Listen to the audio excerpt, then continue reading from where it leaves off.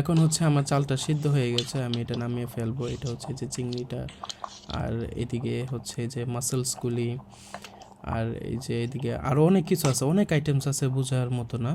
তো এটা হচ্ছে যে ডিলিসিয়া দো মার, এটা খুবই পছন্দের, আমার খুবই পছন্দ। আর এটা রান্না করতে হলে খুব অল্প নেবেন। এই যে আমি প্লেটে যেগুলি নিছি আমি অর্ধেকও খাইতে পারি নাই।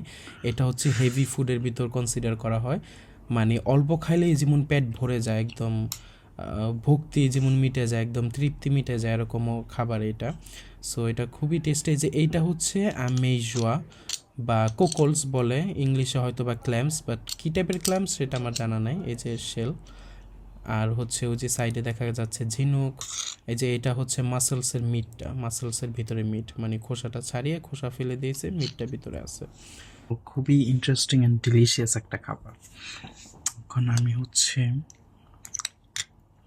ফার্স্টে কি খাবো, এই যে লাল যেটা, এটা হচ্ছে অনেক কয়েক পদের জিনিস মিক্স করে একটা বানায়।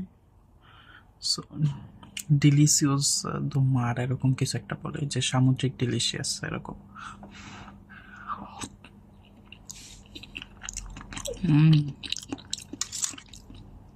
ফাটাফাটি হচ্ছে ভাত, দারুণ। এখন খাবো হচ্ছে ঝিনুক, এটা ঝিনুক।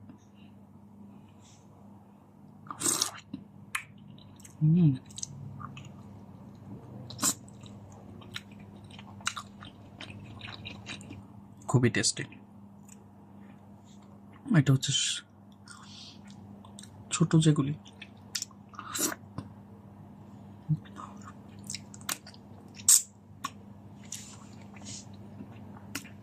এক সাইডে একটু ছোট্ট একটা সাইজ থাকে, নিচে এরকম এটা থাকে ওইটার ভিতর, এটা কোনোটার থেকে হয়তো বের হয়ে গেছে।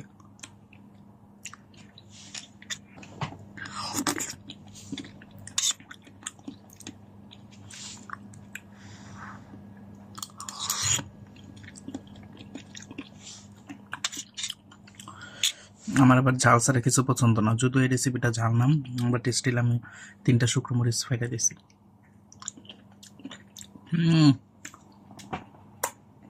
পুরা খাবারের নতুন মাত্রা, মারাত্মক ঝাল।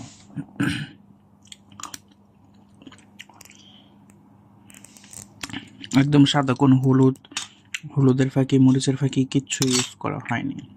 বাট একটু জিরা দিছি, এই যে একটা জিরা দেখা যেতেছে, একটু জিরা দিছি।